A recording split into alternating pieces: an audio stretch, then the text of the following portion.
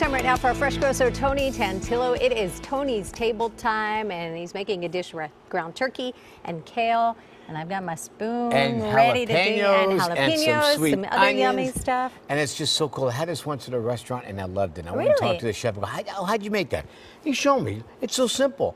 But the thing he told me, which I agree with, he didn't want to cook the kale. When the kale is baby and it's tender, it's a mixed kale with some radicchio, a little bit of Brussels sprouts.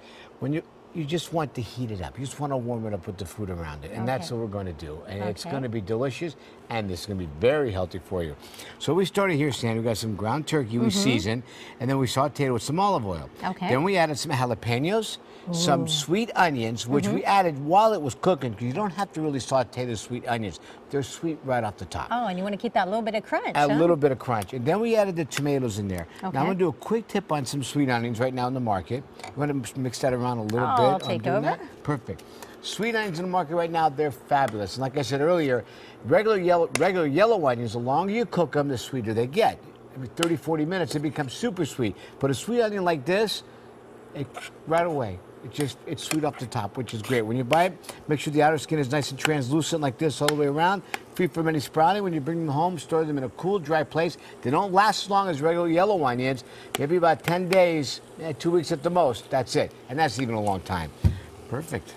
How are we looking? That's looking great. Now add a little bit of salt and pepper to this. Just want to season a little bit more. And salt. Now because we have the jalapenos and the onions in there, we got some little bit of a bite. Add some sweetness to it. Add some cranberries and a little bit of pumpkin seeds. Oh, you're getting so creative. And that's it. Perfect.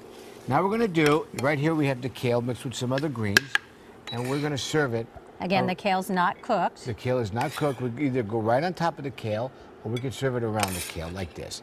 And you can top it off with some more olive oil if you want. You can put an egg if you want on top. You can really get creative. But it's a simple dish, easy to make, and I will cover the whole thing. Dump it on there, because I'm ready to dig in. And very, very healthy. So, yeah, it's hearty, but it's also healthy, and I imagine great flavors with the jalapeno and then the crunchy onion. You got so many different textures. Cranberries. I'm trying to get everything on one spoon and so I can get it all in one bite. And the jalapeno, because they cooked up, what's going to happen with them, they're going to mild down a little bit. How is that? I love the sweetness of the dried cranberries. So good. It adds so much to it. Yeah, thank you. You're welcome. All right, you can see Tony Tantillo's Fresh Grocer reports every Monday through Friday. They're always right here, KCAL 9 News at noon. I just got a little jalapeno, too. All right.